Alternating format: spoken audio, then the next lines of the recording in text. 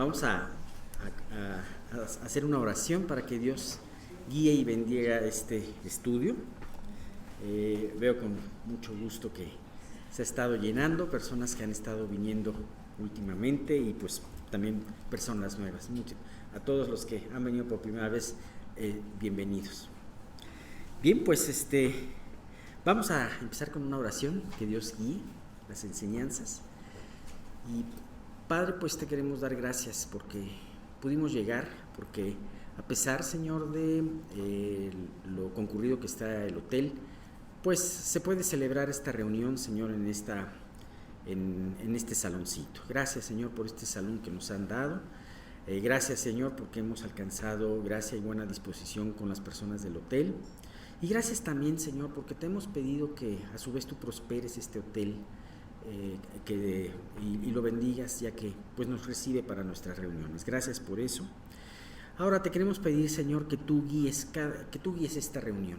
Guía cada una de las palabras que tanto Miguel como yo vamos a decir, que seas tú quien hable a través de nosotros, que enseñe a través de nosotros, que toque nuestro corazón.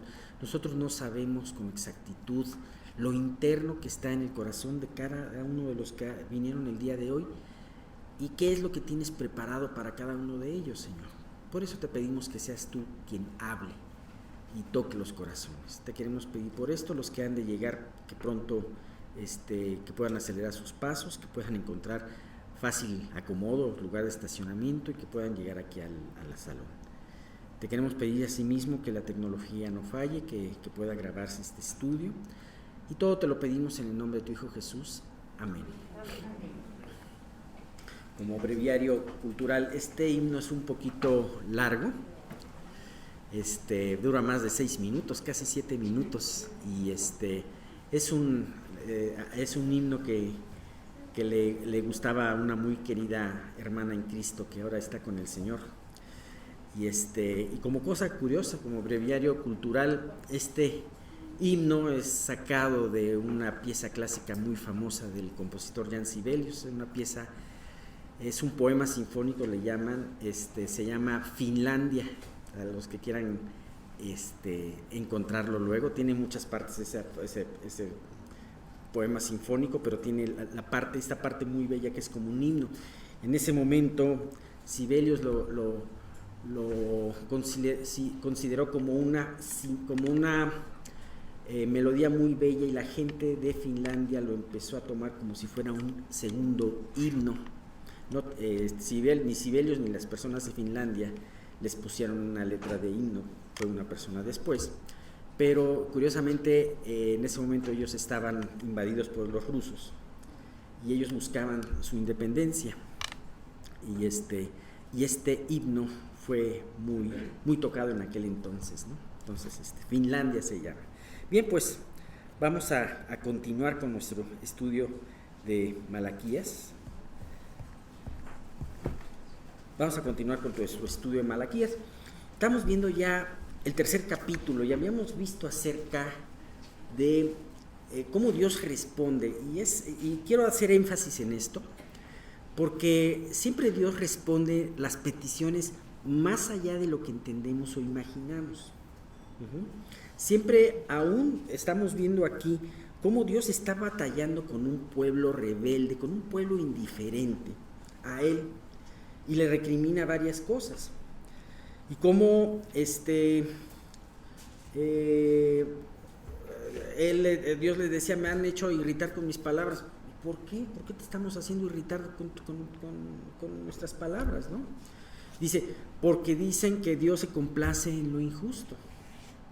Porque están tomando, y esto es algo muy natural, muy, muy normal luego, y también en nuestros días, porque a veces podemos percibir una aparente falta de respuesta de Dios ante las situaciones. A veces decimos: Dios, ¿cuándo vienes y juzgas la maldad de la humanidad, ¿no? ¿Cuándo vienes y rescatas a aquellos que esperan en ti? Muchas veces podemos decir esto, y en el caso de los israelitas, ellos decían: te complaces en la maldad, Dios, porque vienes y no haces nada, porque no haces nada, ¿no? Pero quien dice esto ignora que estaban en un tiempo de gracia. Acuérdense lo que vimos en el estudio anterior, lo que dice la epístola de Pedro. Dios no retarda su promesa, según algunos la tienen por tardanza, sino que es paciente para con todos, no queriendo que ninguno se pierda, sino que todos procedan al arrepentimiento. Dios tiene una paciencia además inteligente, una paciencia en donde Él sabe si Él puede esperar un poco más para que alguien se suba al arca, digamos, Él va a esperar sin ningún problema. Entonces, de esa manera es Dios. Aparentemente ahorita vemos un Dios inerte, un Dios que no aparece. Algunos lo consideran como un Dios que está dormido en la última de las galaxias del universo. Pero ¿sabes qué? Está muy lejos Dios de ser eso. Dios es un Dios que interactúa con nosotros, es un Dios que hace milagros día a día, es un Dios que hace juicios día a día, pero también es un Dios que está esperando. Y si hay un tiempo de espera, es muy importante porque es un tiempo en donde Él está esperando que tú te subas al arca, que tú te subas al arca del arrepentimiento. Estoy haciendo la semblanza con el arca de Noé, ¿no? ¿Cuánto tiempo tuvo la gente para subirse en el arca de Noé? ¿Para arrepentirse? Más de 100 años. Ajá. Pero en vez de subirse al arca, consideraron a Noé y a su familia como locos. Ajá.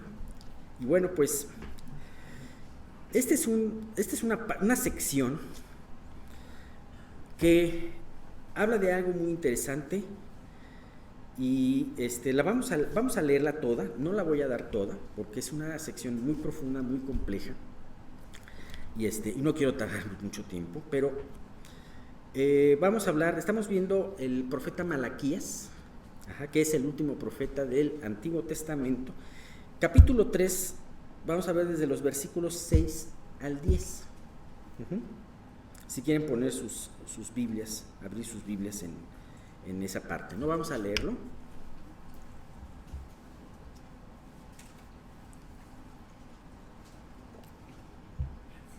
¿Qué cita, perdón?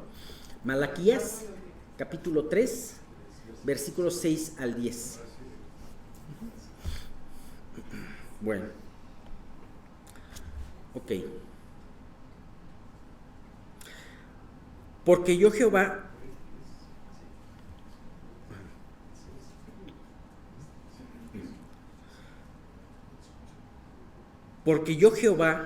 no cambio. Por esto, hijos de Jacob, no habéis sido consumidos. Desde los días de vuestros padres os habéis apartado de mis leyes y no las guardasteis. Volveos a mí y yo me volveré a vosotros, ha dicho Jehová de los ejércitos. Mas dijisteis, ¿en qué hemos de volvernos? ¿Robará el hombre a Dios? Pues vosotros me habéis robado, y dijisteis, ¿en qué te hemos robado?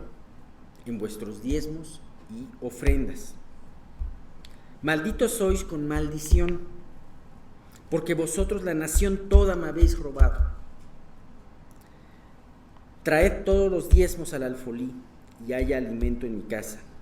Y probadme ahora en esto, dice Jehová de los ejércitos, si no os abriré las ventanas de los cielos y derramaré sobre vosotros bendición hasta que sobreabunde. Reprenderé también por vosotros al devorador, y no os destruirá el fruto de la tierra, ni vuestra vid en el campo será estéril, dice Jehová de los ejércitos. Y todas las naciones os dirán bienaventurados, porque seréis tierra deseable, dice Jehová de los ejércitos. Vemos una vez más que se repite este ciclo en donde Dios enfrenta al pueblo con su pecado,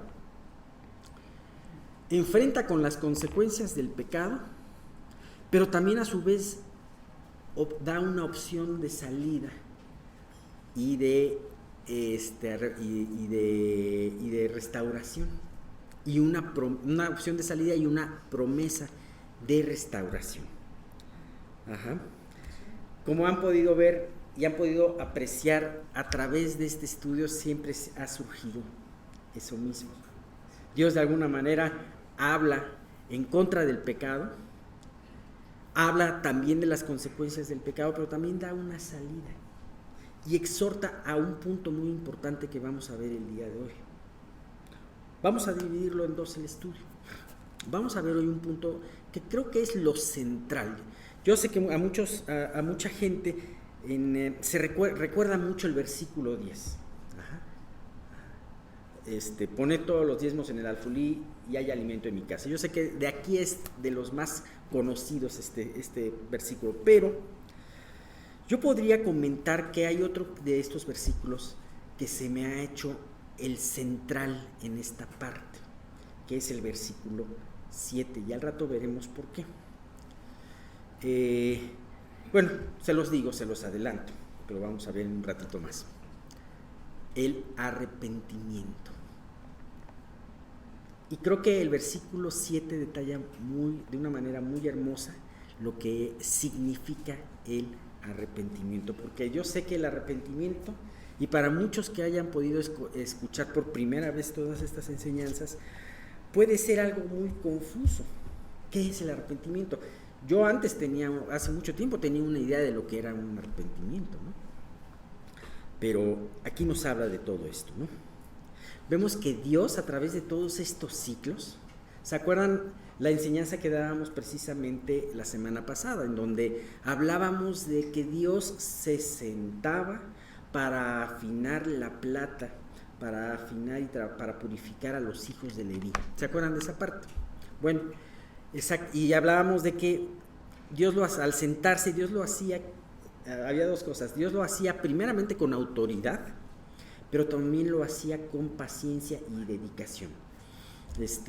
Inclusive mencionaba de aquel ejemplo que veía con un muy buen amigo, cuando su mamá le pidió que puliera las charolas, su charolita de plata, y como primeramente esa charola estaba negra de óxido, y le pasaba una primera parte con estopa y el pulidor, y se veía ya plateadita, ¿no?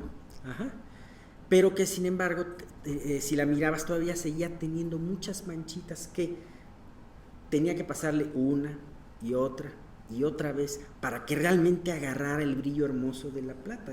Y algo que no les comenté es que en esa ocasión comentamos, cuando llega el Señor a nuestras vidas, cuando nosotros a través de la gracia del arrepentimiento volvemos a Él, y Él nos convierte, nos da la fe para creerle, mejor dicho, primeramente Dios trabaja en nuestros pecados más grotescos, ¿no? Y es esa plata negra, ¿verdad?, que Dios pule, y primeramente Él trabaja en esos pecados a veces muy vistosos, ¿no? Si vives mal, si vives en vicios, si vives en una forma equivocada, grosera de vivir.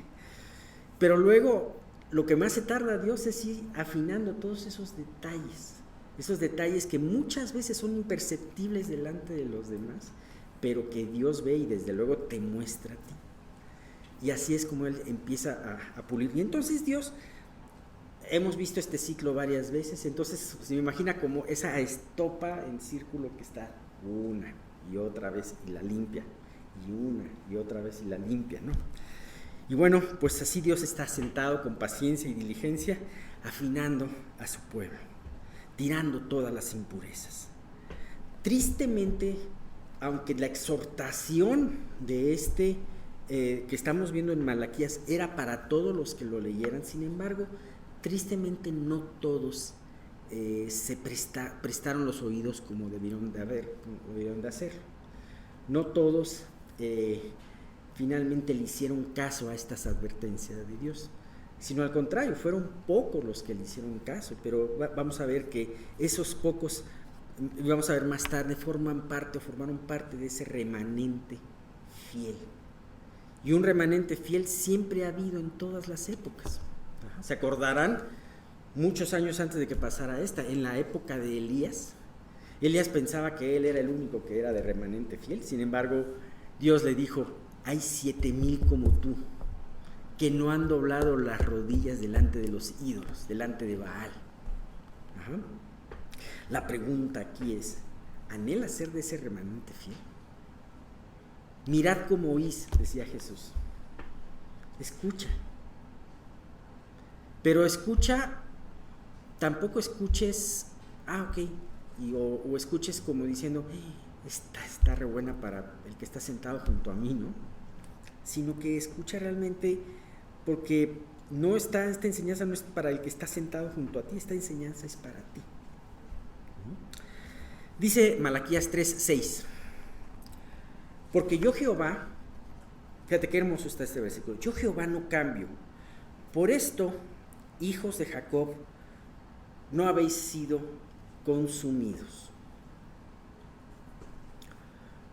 Cuando una persona cambia constantemente de opinión, o un ser humano constante, o una persona, un papá, una mamá, de repente no es consistente, un jefe no es consistente, a veces anda de buen humor y te tolera mucho, o a veces anda de mal humor y el primer estornudo ya te está poniendo mal, entonces esto da mucha inseguridad.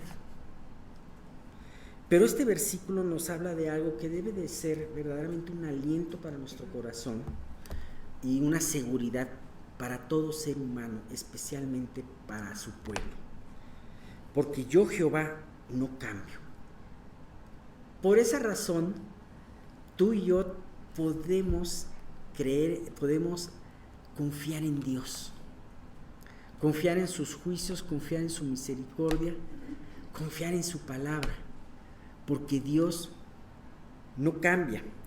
Dios es un Dios siempre y eternamente estable.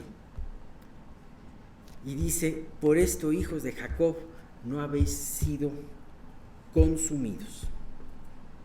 Dios siempre va a ser estable, siempre va a ser fiel a su palabra, siempre va a ser fiel a los atributos, todos los atributos que hemos visto de Dios, así como podemos tener confianza de que Dios es justo y no dejará sin castigo a la maldad, podemos ver por otra parte que Dios es misericordioso y nunca dejará de tener misericordia de aquel que se acerca a Él. Jesús nos vino a mostrar esto de una manera hermosa, a través de muchas de las enseñanzas. Sus discípulos pudieron ver que Él no cambiaba, que siempre era Él mismo, y lo conocieron en muchas de sus facetas, pero siempre fue ese Dios misericordioso. Podemos ver muchos actos de misericordia que Él tenía. Podemos verlo con la mujer adúltera, podemos ver con aquel leproso que le dijo, si quieres puedes limpiarme. O sea, el leproso sabía que Jesús era poderoso para limpiarlo, pero dijo, si quieres, querrás, será voluntad de Dios, será tu voluntad que me limpies. Y Jesús le dijo, quiero ser limpio. El ladrón que estaba al lado de Jesús y que le dijo, acuérdate de mí cuando estés en el paraíso. O sea, lo mismo que este leproso, apeló a su misericordia, y Jesús le dijo, de cierto te digo que hoy estarás conmigo en mi reino, en el paraíso, mejor dicho. El ladrón fue el que le dijo, en tu reino, y Jesús le dijo, en el paraíso. Así que, después de hablar Dios duramente y decir que iba a ser de testigo contra contra todos los transgresores, que era lo que vivíamos en Malaquías 3:5, aquí afirma que Él no cambia. Y esto me recuerda mucho a este versículo de Hebreos 13:8, que dice, Jesucristo es el mismo ayer y hoy y por los siglos. Así que tenemos un Dios estable, un Dios que no cambia. Así que Dios podrá juzgarte, Dios podrá castigarte. A veces la disciplina de Dios puede ser fuerte, pero Dios no cambiará en su bondad y en tu misericordia. Dios no se apresura a destruirte. Dios va a destruir definitivamente la escoria que tenemos, lo que nos hace mal, lo que nos impide acercarnos a Él. Pero de ninguna manera va a destruirnos a nosotros. Dios su plan no es la destrucción de nuestras almas en el infierno, aunque aquel que no se acerca y aunque aquel que se rechace terminará haciendo eso. Pero Dios quiere ver y entender que a través de que Dios no cambia, porque fíjate cómo lo pone aquí las dos cosas en un mismo renglón. No cambio, por lo tanto no ha sido destruido. Y esto te habla especialmente de ese atributo de Dios que es la misericordia. Hemos hablado mucho en los Salmos acerca de la misericordia de Dios y cómo es ese el puente, el único puente de acceso hacia Dios que tienen nuestras vidas. Así que la misericordia de Dios, gracias a Dios podemos ver el día de hoy que no cambia. Como dice, y repetimos varias veces en el Salmo 118, porque Él es bueno, porque su misericordia es para siempre. En el Salmo 136 que veremos, vamos a ver que es un salmo responsorio, es un salmo en donde el público responde. ¿Y qué es lo que responde? Porque Él es bueno, porque su misericordia es para siempre.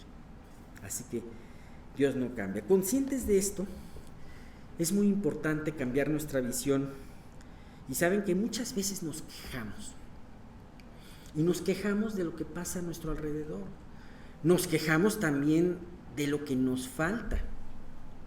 Yo no estoy diciendo que tú y yo no tengamos necesidades. Sabemos que hay necesidades.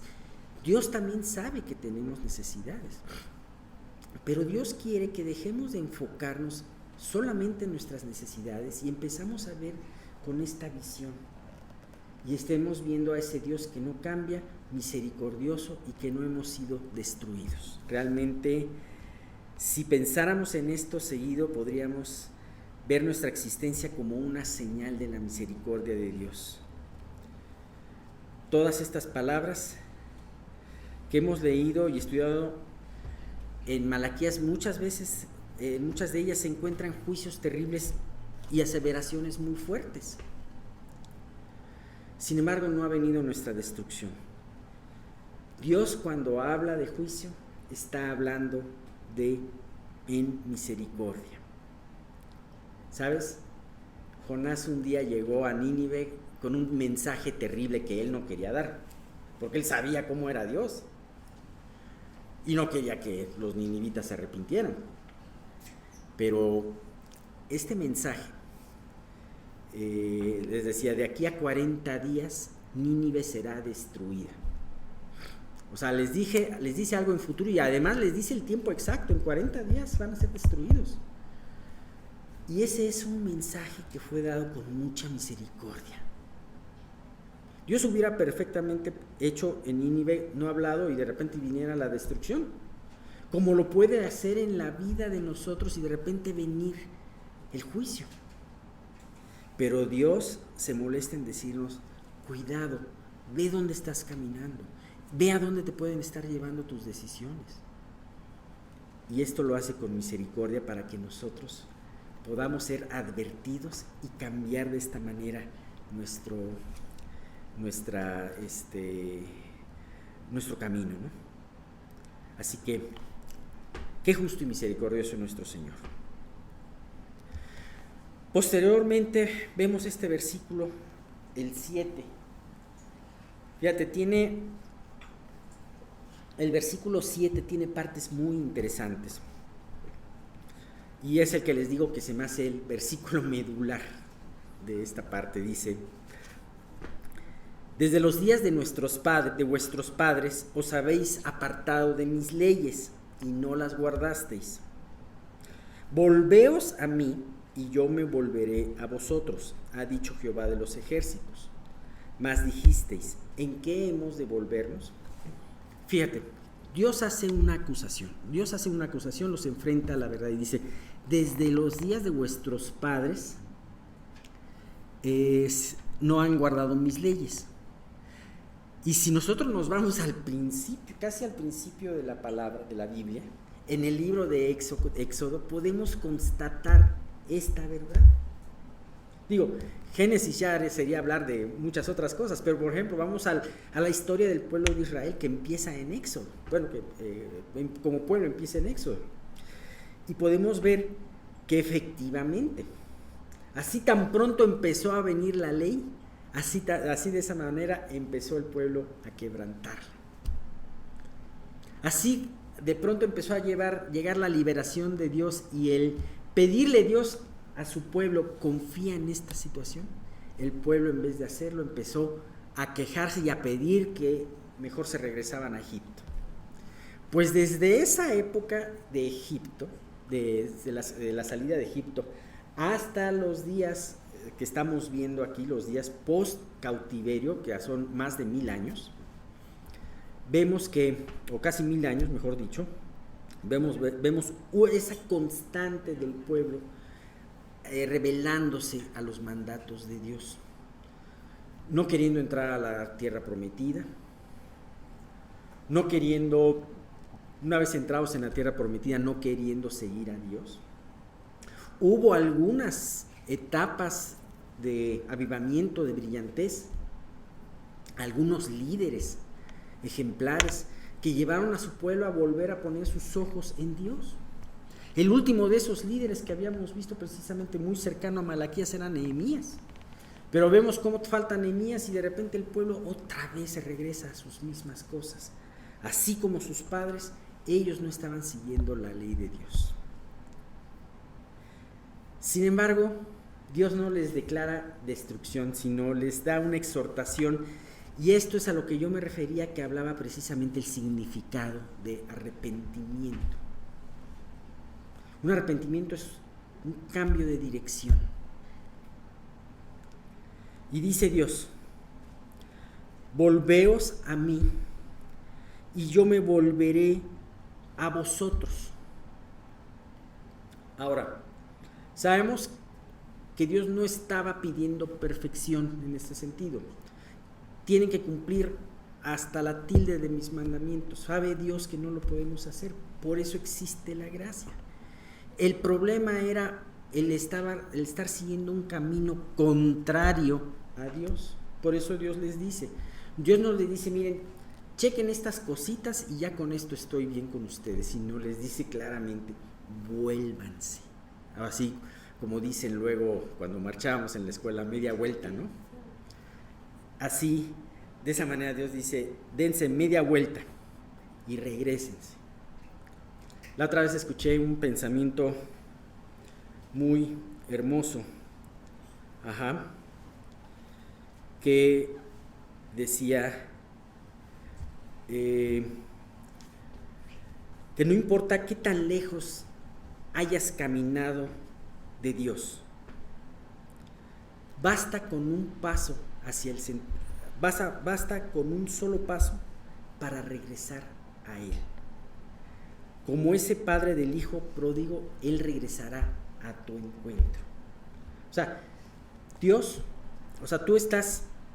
tú te puedes ir muy lejos de la voluntad de Dios. Y déjame decirte una cosa, tristemente o merecidamente vas a sufrir consecuencias de esto. Sin embargo, si tú das un paso para Él, hacia Él de regreso, lo encontrarás. El hijo pródigo no tuvo que llegar al comedor de la casa del papá o a la sala de la casa de sus papás, sino todavía lejos el papá lo vio y salió a su encuentro. De esa manera es Dios. Claro, vas a tener, como te repito, vas a tener que sufrir consecuencias, porque ese tiempo de tomar decisiones equivocadas, pues Dios va a permitir la cosecha de esas decisiones. Sin embargo, lo más importante es que ya estarás con Dios, ya estarás en sus brazos. Así que este versículo a mí se me hace de este pasaje la parte principal. ¿Sabes? Es muy, muy importante que tú tomas en cuenta esto. Había hablado de que tenemos un concepto equivocado del arrepentimiento. Y yo antes pensaba que el arrepentimiento era que te doliera mucho el haber hecho algo mal. Sí, ciertamente, el arrepentimiento, te puede, el reconocer que estás viviendo mal o que hiciste una falta delante de Dios, te va a doler. Pero eso en sí no es el arrepentimiento. De nada te sirve el que te duela algo para para un verdadero arrepentimiento. O sea, Judas le dolió haber entregado a Jesús. No le sirvió de nada ese dolor. Tampoco el arrepentimiento significa el rehacer las cosas que destruiste. Aunque también muchas veces tengas que rehacer las cosas que destruiste, pero eso en sí no es el corazón del arrepentimiento. Judas, por ejemplo, si seguimos con el ejemplo de Judas, regresó las monedas por las que había vendido a su señor, pero tampoco eso le sirvió de nada. El arrepentimiento tampoco consiste en hacer un gran acto de sacrificio para tratar de enmendar lo que hiciste mal.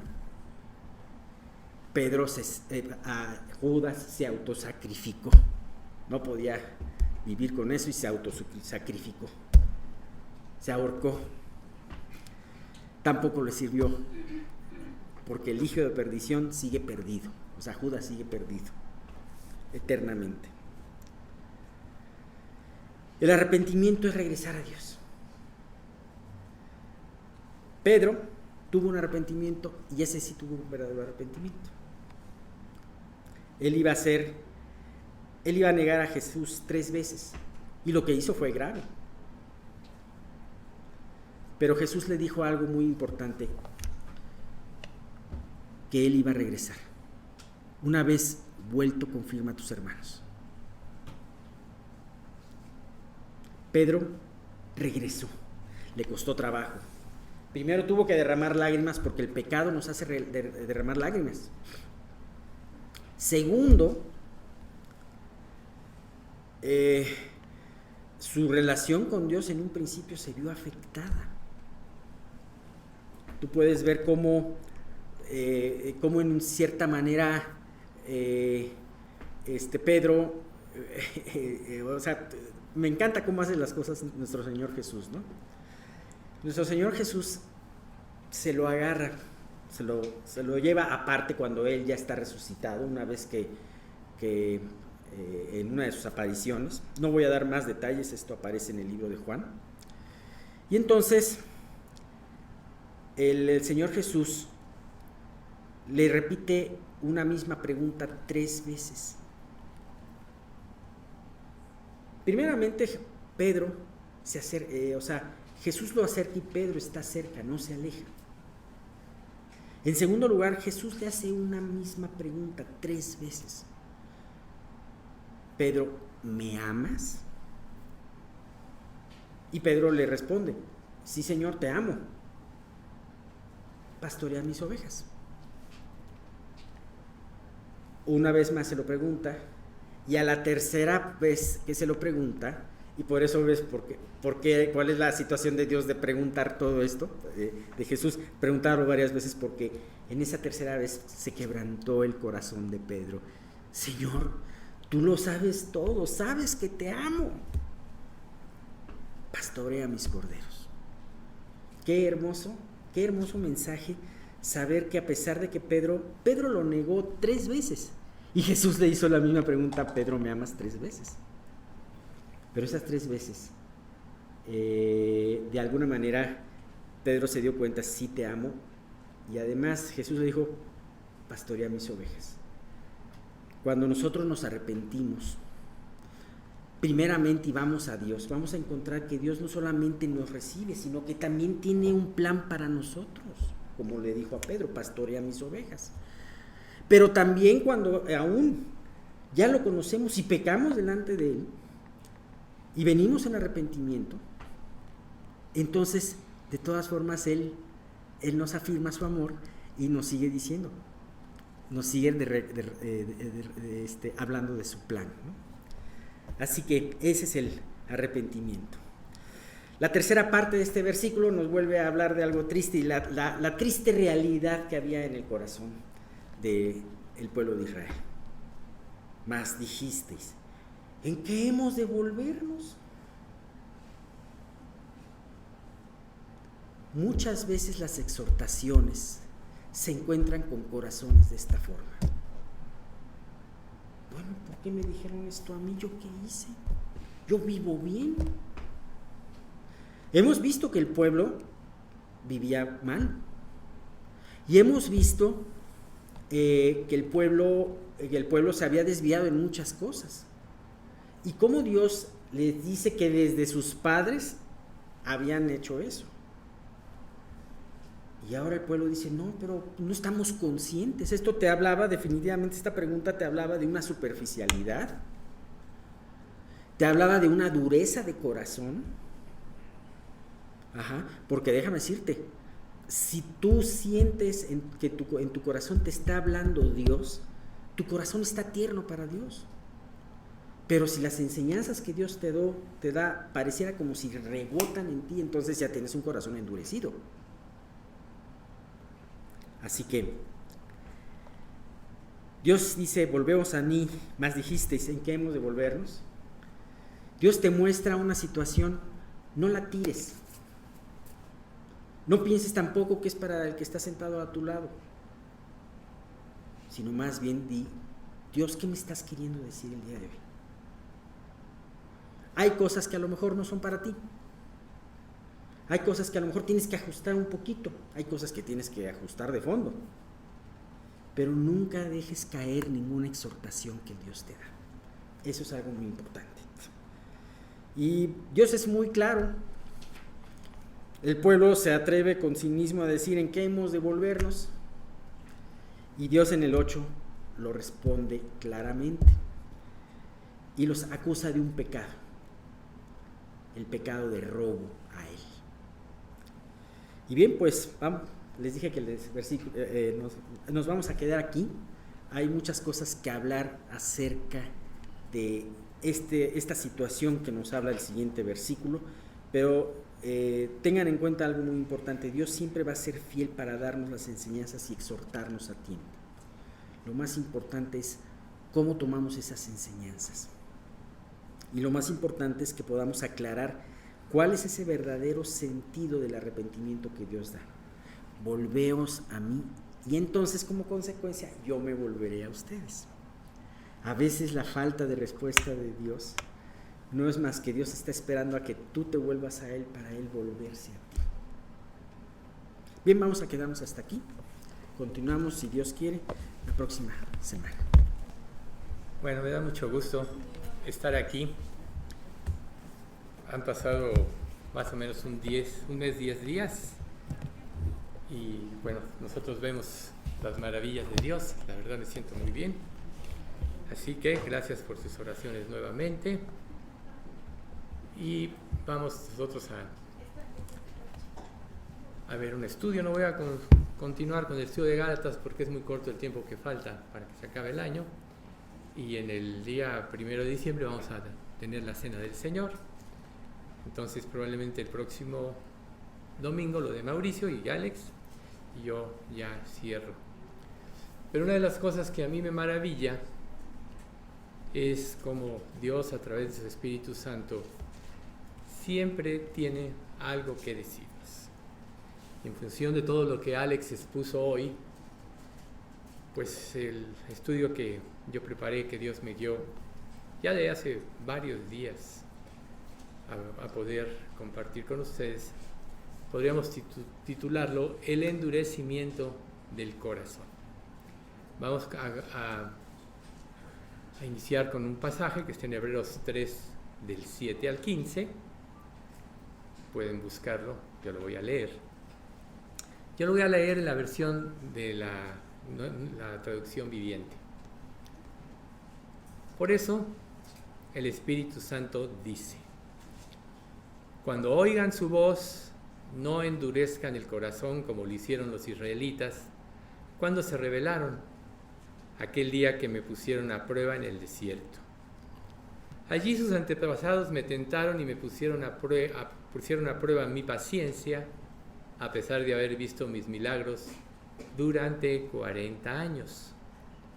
Por eso estuve enojado con ellos y dije: su corazón siempre se aleja de mí. Rehúsan hacer lo que les digo. Así que en mi enojo juré: ellos nunca entrarán en mi lugar de descanso. Por lo tanto, amados hermanos, cuidado. Asegúrense de que ninguno de ustedes tenga un corazón maligno e incrédulo que los aleje del Dios vivo. Adviértanse unos a otros todos los días mientras dure ese hoy, para que ninguno sea engañado por el pecado y se endurezca contra Dios. Pues si somos fieles hasta el fin, confiando en que Dios, con la misma firmeza que teníamos al principio, cuando creímos en Él, entonces tendremos parte en todo lo que le pertenece a Cristo. Recuerden lo que dice: cuando oigan hoy su voz, no endurezcan el corazón como lo hicieron los israelitas cuando se rebelaron. Una de las cosas importantes del Antiguo Testamento es que nos muestra principalmente la historia del pueblo de Israel. Y a veces nosotros pensamos que necios, que tercos, que testarudos, pero en realidad el pueblo de Israel representa lo que es prácticamente una naturaleza rebelde y contradictoria, una naturaleza sin Dios, que todos la traemos. Nosotros deberíamos identificarnos mucho con muchas de las vivencias, porque no es casualidad que Dios haya dejado todo escrito de las vivencias del pueblo de Israel para que nosotros lo conociéramos y podríamos decir: ay, qué necio y testarudo es este pueblo, fue este pueblo, es. El hecho de haber rechazado a sus Mesías le ha costado más de 2000 años donde Él ha estado alejado de ellos. Y a todos nos consta cómo han sufrido y siguen sufriendo y seguirán sufriendo hasta que Dios, en su misericordia, se revele directamente a ellos. Pero eso muestra lo que Alex mencionaba, la fidelidad de Dios. Entonces, se endureció su corazón. Imagínense ustedes un lago. Uno puede nadar, puede pescar, etc. Pero ¿qué pasa en los inviernos, sobre todo en las partes nórdicas, donde se congelan los lagos? Los lagos no se penetran. Si tú quieres pescar, pues tienes que hacer un agujero en el hielo y ver si ahí cae un pececillo, ¿no? Imagínense ustedes sembrar en una tierra sin barbechar. Produciría un fruto raquítico. ¿Por qué? Porque la tierra misma, la dureza de la tierra, impediría que fluyeran las semillas que se siembran con mayor facilidad. Y así es un corazón endurecido. Todos los que estamos aquí, de una manera u otra, experimentamos dureza en nuestro corazón. A veces somos obstinados, no queremos pensar, no queremos profundizar lo suficiente, porque estamos nosotros de alguna manera engañados en lo que vivimos. Recuerden ustedes que el Dios vivo y verdadero es un Dios celoso. ¿Por qué? Porque Él hizo todas las cosas y Él se merece toda la gloria. Y cuando tú no le das la gloria a Él, automáticamente tienes que dársela a algo más. Y generalmente son las cosas creadas por Él. Qué ridículo es pensar que adores cosas creadas por Él, en lugar de adorar al Creador, quien hizo todas las cosas, quien ideó todo en su infinita sabiduría antes de realizar nada. De hecho, un pasaje en Hebreos 2:3 dice: porque todas las cosas estaban terminadas desde antes de la fundación del mundo. Así de grande es la inteligencia de Dios. Dios conoce el futuro, Él es infinito. Sin embargo, nosotros vemos la grandeza de su amor al haber creado, al haber hecho la creación y habernos hecho a nosotros como su obra maestra, hechos a su imagen y semejanza. Romanos 11:7 dice: así que la situación es la siguiente. La mayoría del pueblo de Israel no ha encontrado el favor de Dios que tanto busca. Unos cuantos sí lo han encontrado, los que Dios ha elegido, pero el corazón de los demás fue endurecido. A veces nosotros juzgamos a los demás, aún nos atrevemos a juzgar a Dios. Y muchas veces Dios como juicio nos quita la facultad de oír y de ver. Nos quita el ánimo de apartarnos del pecado y sufrimos las consecuencias de nuestra rebelión. Claro, nosotros no siempre estamos conscientes de eso. Siempre sencillamente nos vienen cosas.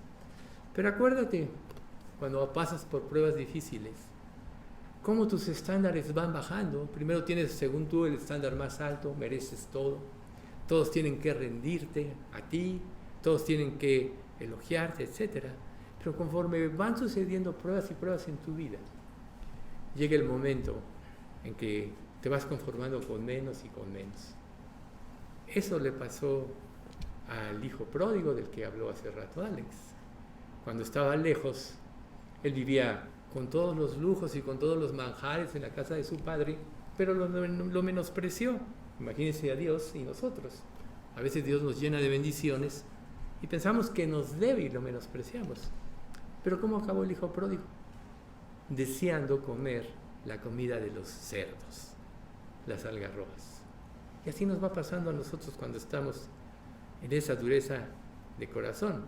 Es como si cuando estamos en esa dureza de corazón le dijéramos a Dios, déjame en paz, ¿no? A veces cuando alguien nos dice algo que no nos agrada, a lo mejor tiene razón, a lo mejor no, pero alguien que te quiere, que te dice cosas y tú no quieres cambiar, te fastidia, le sacas la vuelta, tratas de vivir con él, que dices, oye, ya déjame en paz, ¿no? Entonces, Dios podría conceder nuestras peticiones y hacer que nuestro corazón tuviese muchas cosas con Él. Pero si no hay un cambio en nosotros, el corazón se endurece más. Todos conocemos lo que es el orgullo, en nosotros no lo vemos generalmente, pero sí lo apreciamos en los demás. Y a veces las personas tienen muchas bendiciones y quieren más y más y más. Vemos en este mundo hombres que ya lo tienen todo y que generaciones de él podrían vivir sin trabajar, pero no cesan, quieren más y más y más. Esto es por la falta de Dios. Dios nos hizo como su obra maestra para que tuviéramos una relación íntima y estrecha con Él. Y cuando nosotros no la tenemos y la humanidad sin Dios no la tiene, entonces nos falta algo. Tenemos un vacío. Ese vacío es del tamaño de Dios. Nada lo puede llenar, ni aunque tú fueras lleno del mundo. Por eso es cuando una persona toma conciencia de su situación y va a Dios y se pone de acuerdo con Él, eso es el arrepentimiento, añadiendo un poco a lo que Alex explicó. Ponerse de acuerdo con Dios. Dios dice, por cuanto todos pecaron y están destituidos de la gloria de Dios. No hay justo ni aun uno, no hay quien entienda, no hay quien busque a Dios. Todos se desviaron, a una se hicieron inútiles, no hay quien haga lo bueno, no hay ni siquiera uno. Y todo eso sucede porque desde Adán, el ser humano perdió su relación con Dios. Entonces, la evidencia de todo esto es por qué el ser humano le atrae tanto el pecado y rechaza tanto la santidad. O sea, si Dios es un ser santo, lo lógico sería pensar que todos aspiráramos a ser santos. Sin embargo, ¿qué pasa en nuestra vida? Amamos el pecado, nos seduce, nos cautiva. Entonces, Dios, en su infinita sabiduría, Él formó un plan. De hecho, el Señor Jesucristo, Él, aunque Dios hizo todas las cosas por Él y por medio de Él, como dice en el capítulo 1 de Juan, en el principio era el Verbo, y el Verbo era con Dios, y el Verbo era Dios. Este era en el principio con Dios. Todas las cosas por Él fueron hechas, y sin Él, nada de lo que ha sido hecho fue hecho. O sea, por Cristo, el Hijo de Dios, Dios hizo todas las cosas. Pero Cristo también, desde antes de la fundación del mundo, decidió poner su vida por nosotros. Ella sabía que iba a suceder. Por eso cuando estaba aquí en vida, Él dijo, yo de mi propia voluntad pongo mi vida. Nadie me la puede quitar a menos que yo la ponga. Tengo poder para poner mi vida y tengo poder para volverla a tomar. Eso fue la resurrección. Entonces, Él de su propia voluntad, y esto nos muestra ese amor. Podríamos decir que el amor de Dios nos debería cautivar a tal grado que si todos somos merecedores de estar separados para siempre de Dios, porque Dios es santo y no puede tener relación con algo del pecado porque contaminaría su santidad. Por eso se repite, así como Dios le dijo a Pedro 3 veces, me amas, siempre la palabra, cuando se habla de la santidad, se repite 3 veces. O sea, quiere decir que es inequívoco. Dios es santo y no tiene relación con el pecado. Un pasaje dice, se mostrará piedad al impío y no aprenderá justicia.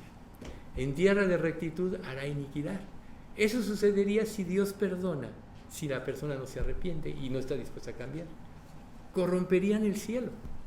Y Dios es tan santo que ni siquiera nadie lo puede ver y vivir. Imagínense ustedes.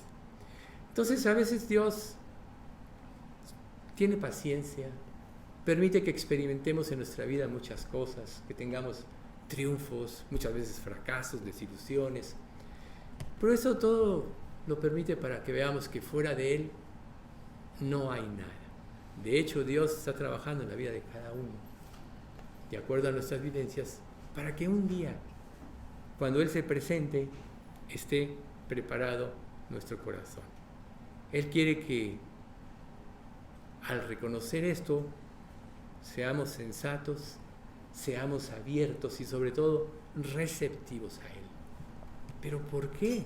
¿Por qué aún muchas veces nosotros ya, habiéndonos arrepentido, habiéndonos Dios hecho nuevas criaturas, nos dio un nuevo corazón, nos dio un nuevo espíritu para relacionarnos con Él, y además nos dio su Espíritu Santo, la tercera persona de la Trinidad, para que Él nos diera la fuerza para vencer el pecado, la fe para creer, la fe que mueve montañas, lo menospreciemos o no lo usemos?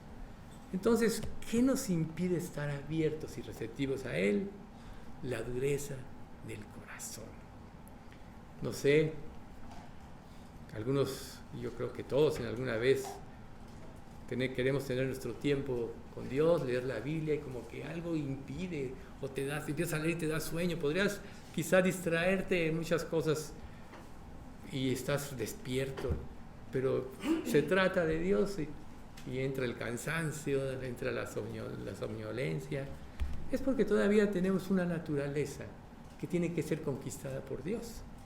La naturaleza humana, recuerden que cuando una persona se arrepiente y es regenerada, el viejo hombre es crucificado como tal. Eso lo dice el capítulo 6 de Romanos. El viejo hombre fue crucificado. Pero tú sigues teniendo una naturaleza, y entonces esa naturaleza está acostumbrada a hacer lo que quiere, está acostumbrada a hacer a un lado a Dios, porque si tú le haces caso a Dios, le quitas el trono y el dominio a esa naturaleza. Es la que se opone ante ti, lo que el Nuevo Testamento llama la carne. Pero Dios, cuando nosotros reconocemos nuestro pecado, nos arrepentimos y nos regenera, entonces Dios nos da todas las herramientas para poder vencer y someter la naturaleza. ¿Cómo la vas a vencer y cómo la vas a someter? Crucificando todas las pasiones y delitos, cambiando tu forma de pensar. O sea, en Romanos 12:2 dice, no os conforméis a este siglo, sino conformaos por medio de la renovación de vuestro entendimiento, para que comprobéis cuál sea la buena voluntad de Dios, agradable y perfecta. Intelectualmente, la última frase de este pasaje es: la voluntad de Dios es buena, agradable y perfecta. Y si es así, ¿por qué no la sigues? Si es así, ¿por qué estás teniendo tantas luchas cada día? Someter significa renunciar a. Pero ¿por qué no lo hacemos? Bueno, vamos a ver. El subtítulo de esta segunda parte del estudio son señales de advertencia de la dureza espiritual. ¿Qué señales hay? Ojalá hoy, al escuchar esto, tú te puedas identificar con algunas de ellas y empieces a orar para que Dios, en su Espíritu Santo, te dé la fuerza. Fortalezca, como dice en Efesios 3, tu ser interior con poder y puedas vencer el pecado.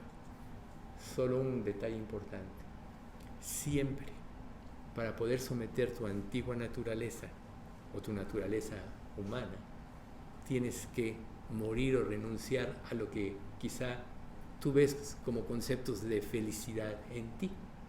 Por eso Jesús dijo, el que quiera venir en pos de mí, tome su cruz y cada día y sígame. Y en Lucas 9:62 dice, cualquiera que poniendo sus manos en el arado voltea hacia atrás, no es apto para el reino de Dios. Voltear hacia atrás, una vez que Dios te hace entender todo esto y vienes a Cristo, es como volver a la vida sin Dios. Eso fue lo que le pasó a Israel, precisamente. Ellos estuvieron cautivos como esclavos más de 400 años, 440 años en Egipto. ¿Cuál es la característica de un empleado? No tiene derecho a nada. Está a la orden de su amo. Él le puede quitar la vida y hacer lo que quiera. Viene Dios, los libera, y al atravesar el Mar Rojo, que se implica el bautismo, los lleva a un lugar desértico. Pero ¿cómo Dios nos saca de Egipto, donde había pescado fresco, verduras, etcétera? ¿Cómo nos sacas de Egipto y nos llevas a este mundo, este lugar árido? ¿Qué hay en el desierto? Nada, porque no hay agua. Y empiezan a vivir de milagro. ¿No les gustó? Entonces, pasados los 40 años, Dios les dice, ¿acaso me ofreciste sacrificios y ofrendas a mí estos 40 años? No, antes a los dioses falsos, ¿no? Entonces, podríamos decir que un ídolo, un dios falso, no es como a lo mejor tú dices, no, oye, estamos en el siglo XXI, ¿cómo hay adorar imágenes? No, no es eso la idolatría. Ahorita vamos a ver. Primero vamos a ver que el endurecimiento del corazón es como un callo que disminuye nuestra sensibilidad hacia las cosas de Dios. Nos impide tener el sentido del tacto. A todos se nos ha dormido alguna vez la pierna porque estamos mal sentados o cosas de ese tipo. ¿Qué haces? Lo natural es que hasta te pegues, ¿no? Oye, no siento. Bueno, eso es lo que pasa cuando hay endurecimiento en nuestra vida. Claro, el endurecimiento viene por no hacerle caso a Dios, por no seguir su voluntad. Comienza con la autosuficiencia. Yo puedo. Yo no te necesito. Yo aprendí a luchar y a salir en la vida por mi propio esfuerzo. Cuando la gente no se da cuenta que Dios le dio la inteligencia para tomar y aprovechar las oportunidades que le puso. Hay quienes desperdician las oportunidades.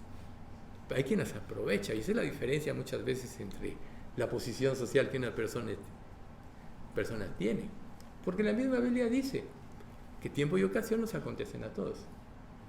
Dice un pasaje en Eclesiastés, me volví y vi debajo del sol, que no es de los ligeros la carrera, ni la guerra de los fuertes, ni aun de los sabios el pan, ni de los elocuentes las riquezas, ni de los prudentes el favor, sino que tiempo y ocasión acontecen a todos. Por tanto, las oportunidades de la vida que aún tú aprovechaste, Dios te las dio. Te dio la inteligencia para tomarlas, porque Él tenía un plan. Pero cuando tú sustituyes todo eso que Dios te dio, lo menosprecias y dices, ¿fui yo? Entonces, eso se llama autosuficiencia. Y es una de las señales del endurecimiento del corazón. Entonces, el verdadero peligro de resistir a Dios continuamente resulta en la incapacidad de poder responder al llamado de Dios. ¿Cuántas personas? O sea, la Biblia dice, muchos son llamados, pocos escogidos. ¿Por qué? ¿Por qué este mundo, y vemos el fruto del rechazo a Dios, cada día quiere saber menos de Dios? Por el orgullo, por la autosuficiencia. Y Dios les muestra, por una ciudad estar avanzada, llena de tecnología, y hoy lo vemos. De repente viene un ciclón y destruye todo. Hace rato en el auto veníamos platicando de los planes de los árabes de 16 millas, decías, ¿no? De hacer edificios para hacer una especie de muro como el chino, de la muralla china. Y le fueron bajando y ya creo que nomás están en 1 milla, ¿no? O sea, así son los proyectos del hombre. Y vemos a Dubái, se está inundando, llenos de polvo. Y esos son los tesoros del hombre. Hay personas que de la noche a la mañana lo pueden perder todo. Pero cuando nosotros atendemos a las razones de Dios, entonces empezamos a desarrollar la capacidad de responder a su amor. Cuando no obedecemos, se aumenta la capacidad de responder y eso se traduce como un corazón endurecido. Otro ejemplo, la constante y obstinada desobediencia de Faraón para dejar ir a Israel.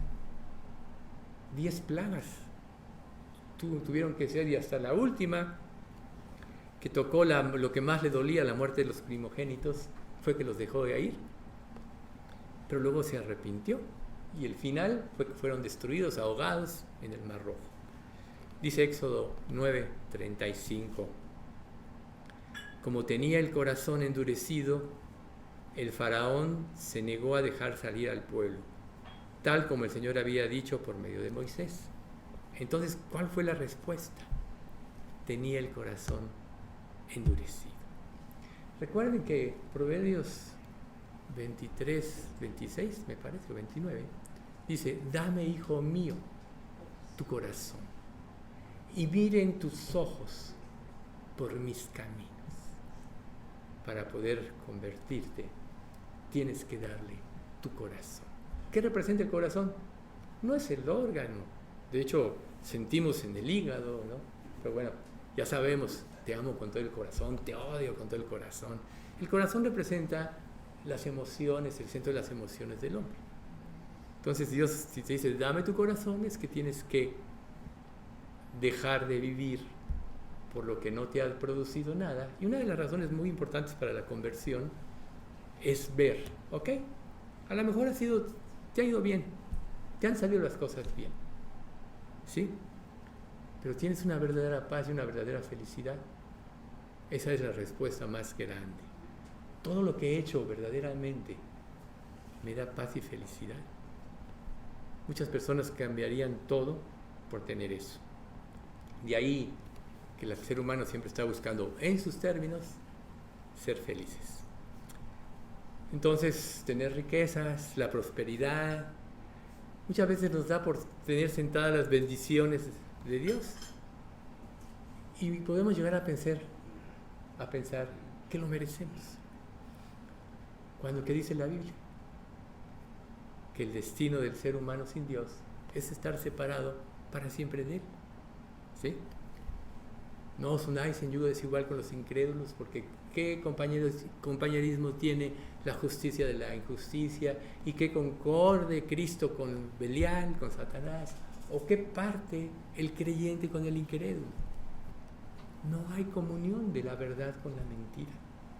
No hay paz si no estás en armonía con Dios. Y lo que generalmente hacemos es hacer lo que queremos y no vivir en armonía con Dios. Esto le advirtió Dios al pueblo de Israel. Vamos a ver Deuteronomio 8, 6 al 14. Y veamos lo que Dios le dice a Israel cuando por medio de Moisés les dio los 10 mandamientos. Por tanto, obedece los mandatos del Señor tu Dios. Deuteronomio 6, del 14 en adelante. Perdón, del 6 en adelante. Por lo tanto, obedece los mandatos del Señor tu Dios, andando en sus caminos y temiéndolo.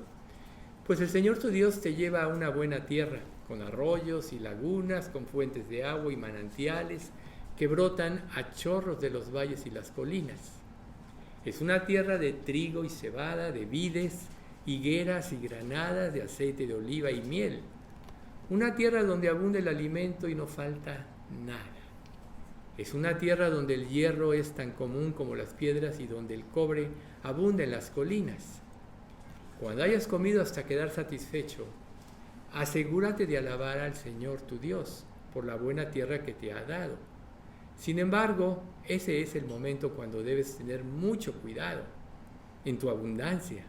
Ten cuidado de no olvidar al Señor tu Dios al desobedecer los mandatos, las ordenanzas y los decretos que te entrego hoy. Pues cuando te sientas satisfecho y hayas prosperado y edificado casas hermosas donde vivir, cuando haya aumentado mucho el número de tus rebaños y tu ganado, y se haya multiplicado tu plata y tu oro junto con todo lo demás, ten mucho cuidado. No te vuelvas orgulloso en esos días y entonces te olvides del Señor tu Dios, quien te rescató de la esclavitud en la tierra de Egipto. Esto era para el pueblo de Israel y eso también es para los creyentes. Porque Dios a veces nos llena de bendiciones y pensamos que es por nuestra inteligencia, por nuestra sagacidad, cuando es Dios quien nos da la inteligencia, cuando es Dios quien nos da las oportunidades, cuando es Dios el que nos pone en armonía. Por ejemplo, cuando los caminos del hombre son agradables a Dios, a Jehová, aún a sus enemigos hace estar en paz con Él, ¿no? Y a veces damos por sentado que se debe a nosotros y no es cierto. Otro punto muy importante es rebelarse y estar descontento. Ahorita hablamos de la abundancia, de la prosperidad que un Dios puede darle a una persona, a un creyente, pero viene la otra parte. El sufrimiento, la incomodidad pueden promover una actitud de culpa a Dios. A veces recibes muchas bendiciones y viene una adversidad y entonces, no, Dios, tú tienes la culpa porque me desprotegiste, yo quería esto. Y entonces toda tu vida se endurece, se traduce en queja al Señor. A lo mejor no eres capaz de externarlo, porque basta que lo pienses dentro de ti para que le eches la culpa a Dios. Dice un pasaje, la insensatez del hombre tuerce su camino, y luego contra Jehová se irrita su corazón. O sea, si nos va bien, decimos que gracias a nuestras habilidades, gracias a que lo merecemos. Si nos va mal, que a lo mejor cometimos errores, pecamos, defraudamos o lo que sea, le echamos la culpa a Dios. Pero bueno, Dios te dice, no endurezcas tu corazón con la queja. El Salmo 95, del 8 al 10, dice lo siguiente. El Señor dice, no endurezcan el corazón como lo hizo Israel en Meriba, como lo hizo el pueblo en el desierto de Masá. Allí sus antepasados me tentaron y pusieron a prueba mi paciencia a pesar de haber visto todo lo que hice. Durante 40 años estuve enojado con ellos y dije, son un pueblo cuyo corazón se aleja de mí, rehúsan hacer lo que les digo. Estando Jesús aquí, dijo, ¿por qué me llamáis Señor, Señor, y no hacéis lo que yo os digo? Si tú dices que Dios es tu Señor, es todo, y haces lo que tú quieres, eres un hipócrita. Muchas personas, por el falso cristianismo, por la dureza del corazón de muchos creyentes que no viven como deberían de vivir, endurecen a las personas. O sea, a nosotros nos acaba de pasar tener relación con ciertos parientes endurecidos porque un familiar se dice cristiano e hizo y deshizo a su familia. La hizo sufrir muchísimo. Y se dice cristiano. Y los hijos no quieren saber nada del cristianismo porque ven el cristianismo en el papá. Pero eso no tiene nada que ver con Dios. A lo mejor alguien te hizo mal, a lo mejor alguien que se dice cristiano. Recuerden, no todo el que se dice cristiano es cristiano. Jesús dijo, no todo el que me dice Señor, Señor, entrará en el reino de los cielos, sino el que hace la voluntad de mi Padre que esté en los cielos. Entonces la pregunta es, ¿realmente tú haces la voluntad de Dios?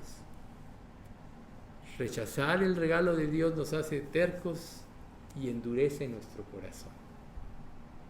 Rechazar la gracia de Dios es una afrenta muy grande, porque la gracia de Dios representa lo que Jesús hizo en la cruz. ¿Qué hizo Jesús en la cruz? Dio su vida en rescate por todos.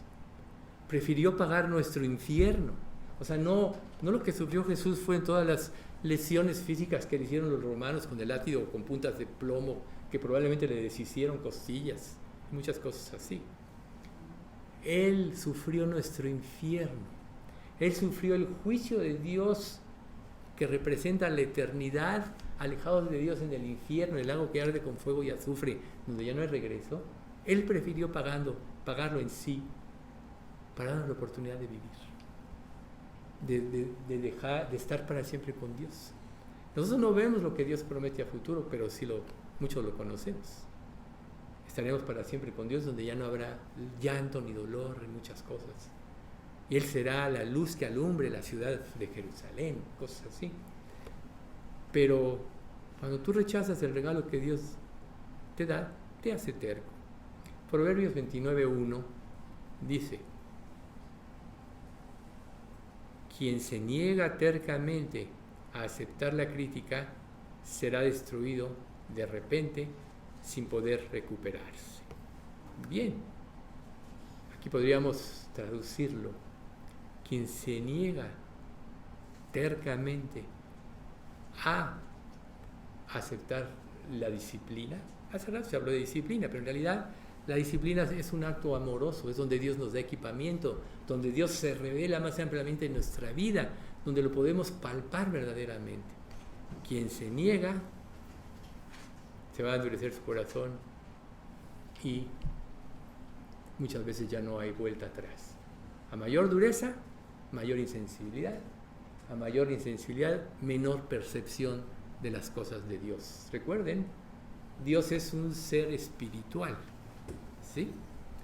Y Él quiere tocar nuestro espíritu, primero para darnos la vida eterna y hacernos seres espirituales, y luego para volvernos como Cristo. Cristo siempre obedeció, nunca dejó de hacer la voluntad de Dios, por eso nunca pecó, por eso nos pudo salvar. Si Jesús hubiera pecado, no hubiera podido ser el autor de la salvación.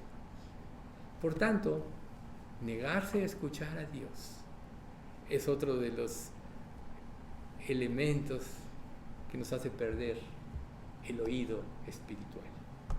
¿Sí? El oído espiritual. ¿Qué pasa cuando uno va perdiendo el oído? A veces las palabras empiezan a ser confusas, si no están muy claras no las escuchas. Eso va pasando con la edad en algunos, en otros de otra manera, pero yo siento que puedo escuchar bien si todo está en calma, pero si hay mucho ruido, la verdad no entiendo muchas cosas.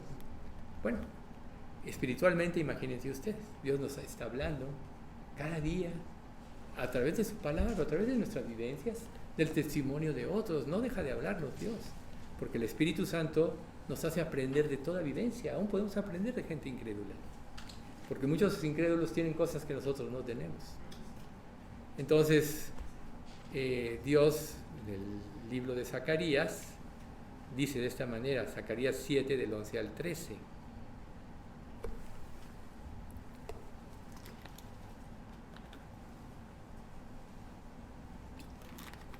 Sus antepasados se negaron a escuchar este mensaje.